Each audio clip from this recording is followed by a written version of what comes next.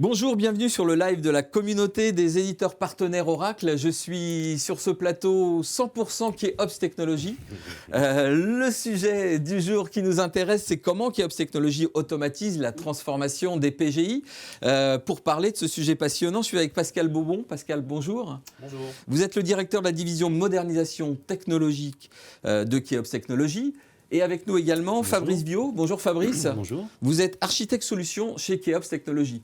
C'est ça. Le sujet, on a 15 minutes pour parler de vous finalement et pour parler de la manière dont vous allez travailler au quotidien en utilisant évidemment les solutions Oracle avec vos clients. Alors, commençons par le début, Pascal. Vous êtes donc le directeur de la division modernisation technologique. Qu'est-ce que vous pouvez nous dire de cette activité particulière au sein de Keops ? Activité particulière, effectivement, puisqu'elle n'est probablement pas aussi connue que le métier essentiel de Keops Technologies, qui, comme vous savez, est un acteur spécialisé sur le marché du cloud. C'est d'ailleurs la stratégie et la ligne directrice de Keops d'aujourd'hui, dont je dirais quelques mots. 400 personnes, 73,6 millions de chiffre d'affaires au 30 avril 2015. Donc vous constatez que nous sommes dans la dernière ligne droite avec probablement un chiffre d'affaires et des résultats qui seront en nette augmentation cette année. Et tout ça est le résultat d'investissements qui ont été faits autour du cloud pour permettre à nos clients, des PME, des entreprises de taille intermédiaire, d'avoir des solutions, des réponses à leurs attentes, car aujourd'hui l'informatique a changé, les gens consomment ce dont ils ont besoin, souhaitent payer ce dont ils ont besoin, et c'est ce qui nous a finalement conduit à investir dans des moyens de production qui permettent d'héberger nos clients, aujourd'hui 150, dans des data centers à partir desquels nous délivrons un ensemble de services. Autour de ce métier de base de Keops Technologies, un certain nombre de métiers complémentaires sont nés progressivement et viennent s'ajouter à cela, dont la division modernisation technologique, dont j'ai le plaisir d'assurer la responsabilité. Pour prendre une image, que fait la division modernisation technologique chez Keops? Elle a une mission, en fait, c'est d'accompagner les clients dans la rénovation, dans la modernisation de leur patrimoine applicatif. D'une certaine manière, on aime à dire que nous faisons du neuf avec du vieux. Ça veut dire quoi? Ça veut dire tout simplement qu'à un moment donné, les entreprises qui ont investi dans la mise en place de solutions applicatives, dans le développement d'applications qui leur conviennent, on peut dire que de façon générale, les fonctionnalités de ces applications-là conviennent parfaitement à leur métier pour pouvoir performer. Mais par contre, avec le temps, les technologies sont peut-être un peu moins pertinentes et il peut y avoir aussi, à certains moments, ce qu'on peut appeler des ruptures, des obsolescences de technologies qui peuvent conduire les entreprises finalement à revisiter les choix technologiques qu'elles ont fait au moment de la conception des solutions. Donc un petit peu comme dans le monde du bâtiment où certains font de la construction de maisons à partir de terrains nus et d'autres font de la rénovation. Nous, notre métier à la DMT, c'est de faire de la rénovation de patrimoine existant dans différents domaines. Alors justement, si on rentre un peu dans le détail, les atouts de cette offre de rénovation des patrimoines applicatifs, quels sont-ils? Comment Keops finalement se distingue et sort du lot par rapport à son offre? Écoutez, il y a une marque de fabrique DMT au sein de Keops Technologies, une marque de fabrique visible par les clients. Elle repose sur 3 points: les hommes, la méthode et l'outillage.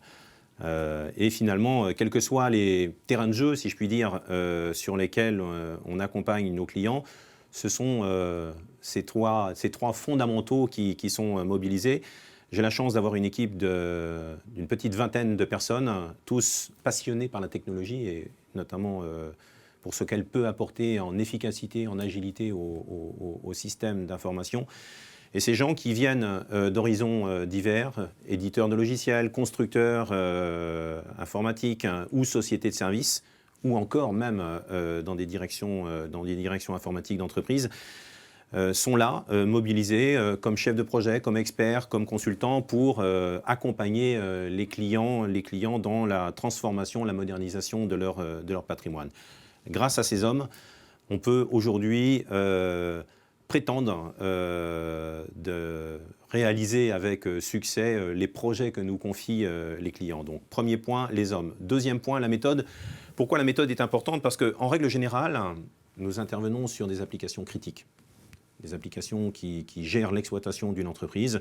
Les enjeux sont importants et les clients souhaitent avoir finalement la certitude, qu'en nous confiant un projet de transformation de leur patrimoine, le résultat sera là. Donc il y a souvent dans cette période un peu particulière d'avant-vente un temps pendant lequel nous démontrons notre capacité à tenir les engagements que nous prenons chez les clients, engagement de budget, engagement de délai, engagement de résultats. Et le troisième point essentiel à mes yeux et qui fait la différence finalement de la DMT et de Keops Technologies par rapport à ses concurrents, c'est l'approche outillée, c'est-à-dire que aujourd'hui, nous utilisons autant que faire se peut de l'outillage, des automates pour prendre en compte la transformation, prendre en charge la transformation des applications que nous migrons vers le web ou vers le cloud. Et tout cela est le résultat d'investissements importants qui ont été faits depuis maintenant une dizaine d'années et qui nous permettent de garantir aux clients de la qualité, un résultat et tout ça au meilleur coût. Donc ces automates sont des produits qui évoluent en permanence pour, notamment dans le contexte de migration de technologie Oracle, pouvoir s'adapter aux outils de développement Oracle comme Forms, qui est une technologie qu'on maîtrise parfaitement et autour desquels nous accompagnons les clients. Donc c'est sur ce triptyque, vous l'expliquez, les hommes, la méthodologie et l'outillage que finalement vos clients vous font confiance à Keops Technologies. Parmi eux, on trouve beaucoup d'éditeurs de progiciels. Quel type de mission vous confient-ils, ces clients ? Depuis quelques années, effectivement, nous voyons que les éditeurs de logiciels ont un certain nombre de problématiques qu'ils partagent avec nous d'ailleurs et que nous prétendons connaître assez bien maintenant. La particularité des éditeurs de logiciels par rapport aux entreprises assez traditionnelles, c'est que lorsqu'on commence à transformer les PGI, vous avez utilisé ce terme-là tout à l'heure, Philippe, donc progiciel de gestion intégrée, lorsqu'on commence à transformer ou à toucher ces solutions-là, c'est le fonds de commerce des éditeurs de logiciels qu'on est en train de toucher et ce sont donc des enjeux extrêmement importants qui sont partagés avec eux. Ils attendent de nous de l'expertise, ils attendent de nous finalement qu'on puisse les aider à avancer et leur permettre, quand bien même la solution progicielle est totalement rénovée, à garder la maîtrise de l'ensemble de l'application, y compris d'un point de vue technique, parce que c'est cette maîtrise-là qui leur permet d'avoir finalement une grande réactivité vis-à-vis de leurs clients. Et de ce point de vue-là, nous avons dû apprendre effectivement quelles étaient leurs attentes, les comprendre et puis j'allais dire, adapter aussi nos solutions, nos offres de services pour nous permettre de bien travailler ensemble. Alors Fabrice, je me tourne vers vous. On parle des clients, après il faut aller les délivrer, ces missions, il faut être sur le terrain. Est-ce que vous pouvez nous donner des exemples justement pour illustrer les missions que ces clients confient à Keops Technologies ? Alors en pratique, nos clients, ils ont des enjeux. Et nous, quand on réalise un projet, on s'engage sur des résultats, sur de la performance et on s'engage au forfait. Donc la première étape consiste pour nous à de toute façon nous rapprocher du client, nous rapprocher des équipes, comprendre comment fonctionne l'application. Et pour ça, dès le départ, on a une approche outillée. Comme Pascal disait tout à l'heure, méthode outillage. L'outil est là autant pour accélérer les projets et économiser de la ressource humaine pour utiliser l'argent à autre chose, j'ai envie de dire. Et également pour nous aider, nous, dans notre métier de migreur, à comprendre l'application, analyser, chercher les mots-clés qui posent problème, et ainsi de suite. Et notre expérience sur les projets fait que lorsqu'on a une problématique, alors je vais parler peut-être un petit peu de technique, mais lorsqu'on a une problématique de migration et un outil qui fait de la migration automatisée, lorsqu'on transforme le code, on peut avoir des problèmes, on peut avoir des éléments de code qui vont nécessiter une modification manuelle ou de remplacer des choses automatiquement ou manuellement. Lorsque ces problématiques se répètent trop souvent, forcément, on va faire une règle de migration qui va nous permettre d'industrialiser cette migration et de gagner du temps. L'expérience faisant, on commence à avoir des règles de migration pour un tas de choses. Et donc, ça rend à chaque projet les projets économiquement plus intéressants.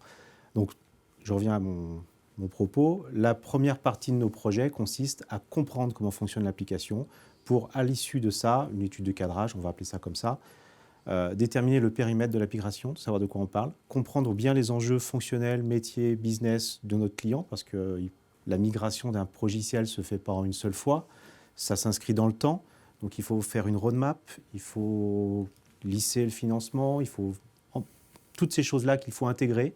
Et à l'issue de cette étude de cadrage, on est en mesure de fournir une proposition commerciale avec un engagement de résultats et de performance. Ensuite, le projet se délivre. En règle générale, on aime bien passer par une étape pilote, POC, pour valider la solution technique, valider le réglage de notre outil, valider que la solution technique est acceptable pour les utilisateurs et pour les développeurs, qui vont reprendre le développement derrière et qui vont devoir maintenir ce qu'on a migré automatiquement. Donc, ils vont se réapproprier du code qui n'a pas été écrit par eux et qui ressemble peu ou prou à ce qu'ils avaient, mais qui doit être repris. Et ainsi de suite. Alors en termes d'exemples projets, qu'est-ce que je peux vous citer ? Il y a deux grands types de projets autour des technologies Oracle. Il y a les projets de replatforming à partir de systèmes propriétaires type HPUX, type Unisys, on a fait aussi, du data général, enfin des choses comme ça, où les bases de données ne sont pas des bases de données Oracle, ne sont pas toujours des bases de données relationnelles. Et là, pour le coup, il faut migrer les données, migrer les interfaces des programmes. Donc on propose des solutions techniques pour ça et remonter tout dans une base de données relationnelle Oracle. Ça, c'est le premier type d'objet, premier type de projet. On peut avoir également des projets où on a une brique technologique propriétaire.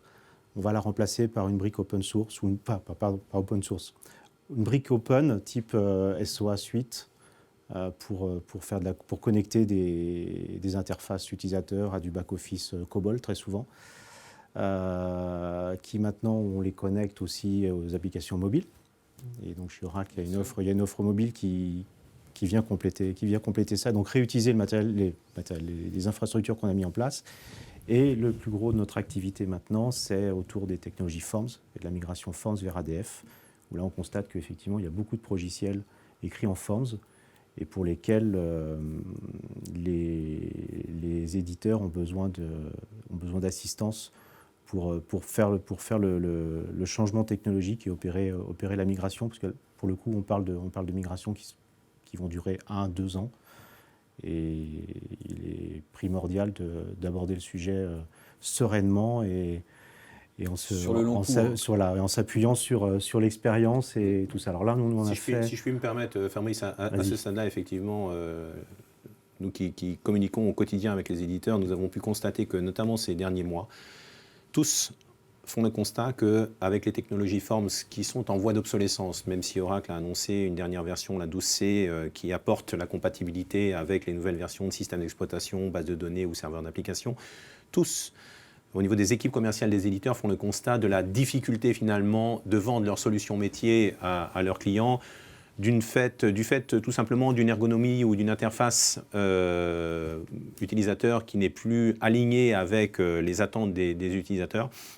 Et aujourd'hui, beaucoup d'entre eux ont décidé finalement de lancer des travaux importants de transformation de leur logiciel. Ce sont des enjeux de survie pour eux, de façon à ce que la qualité fonctionnelle, la qualité métier de leur logiciel soit préservée et que grâce à notre expertise, notre savoir-faire, on puisse d'une certaine manière réinjecter de la valeur technologique qui rend la solution globale pertinente sur le marché. C'est ce que nous avons pu faire chez déjà quelques éditeurs. Fabrice, c'est probablement de cela dont tu souhaitais... Je ne sais pas si je peux donner les...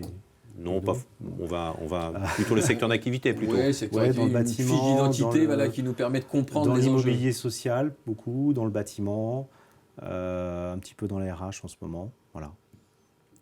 D'accord. Vous voyez émerger des secteurs particuliers où globalement tout le monde est engagé dans une transformation de fond ? Ce n'est pas lié à un secteur d'activité, c'est vraiment sur des gros logiciels, des solutions où on va compter près de 2000 écrans et où il y a 20 ans d'historique de développement et on ne peut pas tout mettre à la poubelle pour tout réécrire. Ce serait un doux rêve de dire on réécrit tout. Donc la seule solution économiquement viable, c'est la migration et effectivement c'est un enjeu de survie pour ces gens-là. Ça pourrait être intéressant d'ailleurs, Fabrice, que tu dises quelques mots sur notre approche de réalisation des projets. Une fois que l'étude de cadrage dont tu parlais tout à l'heure est terminée, il y a un certain nombre de sujets où ce qu'on appelle, nous vulgairement, les chantiers qui sont adressés. Voilà. Peut-être quelques mots sur ce sujet-là. Il y a une constante dans ce type de projet, c'est que il y a une démarche projet, on va faire de l'étude, cadrage, etc., pilote. Et la constante également, c'est qu'il y a différents chantiers à aborder, des chantiers de transformation, des chantiers qui vont porter sur un socle technologique, le socle technique. Il y a le socle usine logicielle, puisque de plus en plus maintenant les environnements de développement sont automatisés avec l'intégration continue, etc. Ce sont des pratiques qui ne sont pas forcément en place chez nos clients et encore moins chez les clients Forms, puisque c'est des technologies qui n'existaient pas sur Forms. Et évidemment, l'usine de migration, c'est-à-dire la même idée d'intégration continue, mais appliquée à la migration. C'est-à-dire que pendant que l'application est migrée de Forms vers ADF, l'application Forms continue à vivre, continue à être développée, et donc il y a des reports de maintenance qui doivent être faits. Donc en fait, la migration se fait au fil de l'eau et l'outil est disponible pour nos clients, pour qu'ils puissent migrer au coup par coup l'application. Alors c'est très intéressant parce qu'on voit qu'il y a pour certaines transactions, par exemple, on va avoir des clients qui vont se poser la question, est-ce que je migre ma transaction tout de suite de Forms vers ADF pour appliquer mes modifications fonctionnelles et avoir ma transaction migrée en ADF, ou alors est-ce que économiquement je préfère faire mon upgrade en Forms pour ensuite migrer en ADF plus tard. Et donc je reviens aux outils, parce qu'on a des outils qui permettent justement d'estimer le temps de migration et de temps de reprise manuelle, parce qu'il y a toujours un petit peu de correction à faire et des choses comme ça. Et donc en s'appuyant sur nos outils d'estimation de charge, de migration automatique, le client est à même de faire le choix au fil de ses développements, de savoir s'il va migrer ou rester sur sa transaction sur Forms. Donc on est typiquement dans la fameuse méthodologie Keops dont vous avez parlé, Pascal. Pour rester sur aussi un des sujets fondateurs de ce live, c'est le partenariat que Keops entretient avec Oracle de longue date. Alors je me tourne vers vous, Pascal, comment ça se passe, ce partenariat Keops Technologies et Oracle ? Écoutez, il se passe, le mot qui vient à l'esprit lorsqu'on me pose cette question-là, c'est finalement la confiance. Donc le partenariat se passe bien sur les sujets autour desquels nous avons décidé d'investir, notamment les outils de développement Oracle. On a parlé de Forms et le 4G qui a été très largement utilisé par un ensemble d'entreprises en France, encore aujourd'hui plusieurs centaines, ou Oracle ADF qui est le nouveau framework de développement d'Oracle, utilisé par ailleurs d'ailleurs pour la conception et le redéveloppement de leurs propres applications métiers. Ce sont sur ces sujets-là que nous avons travaillé ensemble, collaboré ensemble, et j'allais dire que cette collaboration a été efficace, tant avec les équipes techniques ou avant-vente d'Oracle, qu'avec les équipes commerciales qui nous connaissent, qui savent que sur ces sujets-là, elles peuvent nous solliciter, faire appel à nos services et que nous avons la capacité, avec eux, d'aller visiter nos clients pour finalement leur démontrer la valeur des solutions technologiques Oracle. Donc aujourd'hui, oui, un climat de confiance, un climat de partage, à la fois sur les outils de développement. Fabrice le citait aussi en préambule, aussi sur la base de données. Et qui sait, puisque c'est aujourd'hui le moment du cloud, pourquoi pas collaboration sur d'autres sujets dans les mois qui vont venir. En tout cas, c'est quelque chose auquel on pense et dont on discute avec nos amis d'Oracle. Eh bien, ce sera le mot de la fin. Pascal Bobon, merci beaucoup. Je rappelle donc que vous êtes le directeur de la division modernisation technologique de Keops Technologies. Fabrice Viaud, merci aussi d'avoir été présent avec nous ce matin. Vous êtes architecte solution chez Keops Technologies, évidemment. Voilà, c'est la fin de ce live, de ce plateau spécial Oracle et Keops Technologies. Nous étions sur le live de la communauté des éditeurs partenaires d'Oracle. C'est terminé pour aujourd'hui. On se retrouve une prochaine fois sur un autre sujet. À bientôt.